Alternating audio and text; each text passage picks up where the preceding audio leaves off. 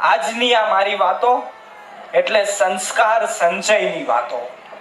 આજની વાતો એટલે જીવનમાં કંઈક નવું શીખવાની વાતો. આ સંસ્કાર છે શું? આ દુનિયા બે વ્યક્તિને ઓળખે છે. એક છે નરસિંહ મહેતા અને એક છે હર્ષદ મહેતા. બે વ્યક્તિને બોલો આ દુનિયા ઓળખે છે કે નહીં? બોલો હા કે ના. એક વ્યક્તિના પ્રભાત્યા, એક વ્યક્તિના પદ પાઠ્ય પુસ્તકમાં આવે અને બાળકો ભણે, બાળકો જીવનમાં કંઈક શીખે. એને દુનિયા સારી નજરે જોવે છે, એ છે નરસિંહ મહેતા. અને આખું વિશ્વ ભલે એને ઓળખે છે પણ કોઈનો નજરિયો એની તરફ સારો નથી, એ હર્ષદ મહેતા. આ સંસ્કારોનો તફાવત છે. તમારા સંતાનોને નરસિંહ મહેતાનું સ્વરૂપ આપવું છે કે હર્ષદ મહેતાનું સ્વરૂપ આપવું છે, એનો તફાવત એટલે આ સંસ્કાર છે. આવનારા સમયની ડિમાન્ડ એટલે સંસ્કાર છે. તમારી અંદર તમારું રૂપ સારું નહીં હોય ને તો ચાલશે, પણ તમારા ગુણ સારા રાખજો, તમારા સંસ્કાર સારા રાખજો. કારણ કે રૂપ કદાચ ઊંચીનું લઈ શકાશે. તમે મેકઅપ કરશો, પ્લાસ્ટિક સર્જરી કરશો તો તમે તમારું રૂપ બદલી શકશો. કદાચ તમારે તમારી હેરસ્ટાઇલ બદલાવી હશે તો સલૂનમાં જઈને બદલાવી શકશો. તમે સારા ટ્રેલરમાં જઈને તમારા કપડાની સ્ટાઇલ બદલાવી શકશો. સારા ક્લાસ કરીને તમે તમારી ચાલવાની સ્ટાઇલ બદલાવી શકશો. આ દુનિયામાં સંસ્કાર જ્યારે જીવતરમાં આવે છે, એ જ્યાં સુધી શરીર આ દુનિયામાં જીવે છે ત્યાં સુધી એના એ જ રહેશે અને એ જ માણસની ઓળખાણ બને છે. આ માટે સંસ્કારોને જીવિત રાખજો. ચાલો, આરસ પહાણની કિંમત સામાન્ય હશે. આરસ પહાણની કિંમત સામાન્ય હશે. એ આરસ પહાણ જો ઘસાયા વગર જો મૂકવામાં આવે ને તો એ મંદિરના પગથિયામાં મુકાય. અને એ જ આરસ પહાણનું જો ઘડતર કરવામાં આવે, એને ઘાટ આપવામાં આવે તો એ મંદિરના ગર્ભગૃહની અંદર મૂર્તિ તરીકે પૂજાય. અને જો આ પગથિયું હોય ને ત્યાં તો બધા પગ મૂકીને ચાલે, અને જ્યાં મૂર્તિ હોય ને એના પગ સામે લોકો મસ્તક નમાવે. જે બાળકનું ઘડતર સંસ્કારોથી થશે, આવનારા ભવિષ્યમાં દુનિયા એની સામે મસ્તક ઝુકાવતી હશે. આ જવાબદારી મારી છે. બાળકનું ઘડતર એ સંસ્કારોથી થતું હશે. જે મૂર્તિ સામે લોકો મસ્તક નમાવે, એ દુનિયામાં તમારા બાળકની બધા કરતા વધારે ઇજ્જત હશે. આ જવાબદારી મારી છે. કારણ કે આવનારો સમય છે ને એ સંસ્કારોનો છે. અરે ધાવણની ધારાએ પીધો છે કસુંબીનો રંગ. ધાવણની ધારાએ પીધો છે કસુંબીનો રંગ. આ પીધો છે કસુંબીનો રંગ છે ને, એ છે સંસ્કાર. એ સંસ્કારનો રસ છે. અરે બાળક છે ને માના ગર્ભમાં હોય ને ત્યાંથી એનામાં સંસ્કાર આવવાની શરૂઆત થઈ જાય છે. પેટમાં પોઢીને સાંભળેલી શિવે રામ લક્ષ્મણની વાત માતાના ગર્ભમાંથી બાળકના સંસ્કાર આવવાનું થાય એટલે આપણા 16 સંસ્કારમાંનો એક સંસ્કાર એટલે ગર્ભ સંસ્કાર. પછી ધાવણની ધારાએ એ બાળક શીખે છે. અને છે ને આ દુનિયામાં તમે એમ કહો છો ને કે બાળકને આ બધું આવડે છે ક્યાંથી?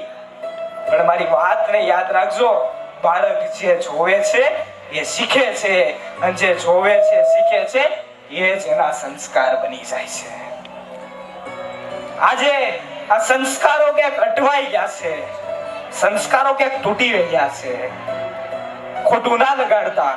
આ સંસ્કારો તૂટી રહ્યા છે ને એનું એક કારણ એ છે આપણા રોલ મોડેલ બદલાઈ ગયા છે. આપણા રોલ મોડેલ બદલાઈ ગયા છે. આપણા રોલ મોડેલ ફિલ્મી સ્ટારો અને અભિનેત્રીઓ, એક્ટરો અને મોડેલો થઈ ગયા છીએ. પણ આપણા હકીકત રોલ મોડેલ આ દુનિયાને આખા ભગવદ ગીતાના પાઠ શીખવાડી ભગવાન કૃષ્ણ હોય, અરે આ દુનિયામાં મર્યાદા પુરુષોત્તમ રામ થઈ ગયા, એ આપણા રોલ મોડેલ હોય. આપણે એ તો ઘણો સમય થઈ ગયો, પણ આપણા રોલ મોડેલ જેને લાકડી લઈને તોપું તગડી, ઈ ગાંધી આપણા રોલ મોડેલ હોય. એને શબ્દથી, એને એક પણ શસ્ત્ર કે એક પણ અસ્ત્ર ઉઠાવ્યા વગર પોતાના શબ્દોની તાકાતથી જેને 562 રજવાડાને એક કર્યા ને, એ સરદાર વલ્લભભાઈ પટેલ આપણા રોલ મોડેલ હોવા જોઈએ. જો આ રોલ મોડેલ બદલે આ વ્યક્તિત્વને જાણો, આ વ્યક્તિત્વને સમજો, તો તમારા બાળકોમાં સંસ્કાર આવે. આ જવાબદારી મારી છે. કદાચ તમારા ઘરમાં એક વ્યક્તિ વ્યસન કરતું હશે, એક વ્યક્તિ વ્યસન કરતું હશે, સામાન્ય વ્યસન માવાનું હશે, તમાકુનું હશે, એટલે એ બાળક જોવે છે, એ બાળક જોવે છે. ક્યારેક ઘરમાં આવી ગયા હોય અને જો લઈને આવવાનું ભૂલાઈ ગયું ને, તે બાળકને મોકલે કે જા ગલ્લે જઈને લઈ આવ, પાનની દુકાને જઈને લઈ આવ, એટલે બાળક લેવા જાય છે. એટલે પેલા એને જોયું, પછી એને ખાતા જોયું, પછી લેવા ગયું, અને પછી તમારે ચોથું કામ એને શીખવાડવું ન પડે, એ ચોથું કામ હાથે કરે, એને પોતે ખાવાનું ચાલુ કર્યું. આના કારણે બાળકોમાં સંસ્કાર ખૂટે છે. આ જાણવાની અને સમજવાની આજે જરૂર છે. અને સવારમાં આપણા ઘરે અખબાર આવે, ન્યૂઝપેપર આવે, 5 વાગે ઈ 5 રૂપિયાનું અખબાર આપણા ઘરે આવે, અને એ જ અખબાર સાંજે 5 રૂપિયામાં કિલોના ભાવે પસ્તીમાં વેચાય. ખાલી આ સમયનો ડિફરન્સ છે.